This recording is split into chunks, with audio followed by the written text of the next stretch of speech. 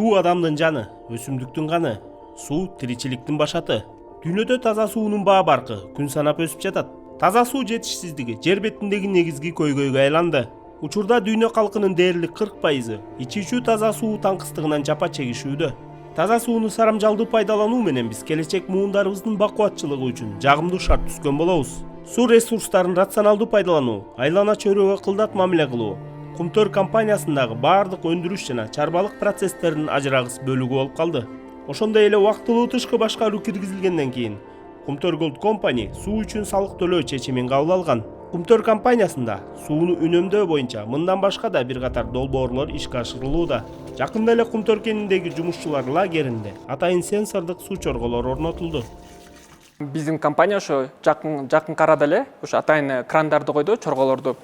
Бул чоргонун жардамы менен адам керексиз учурда бул автоматтык түрдө өзү өчүп калат. Ошонун жардамы менен бир киши башына бир канча литр сууну экономдоого болот экен.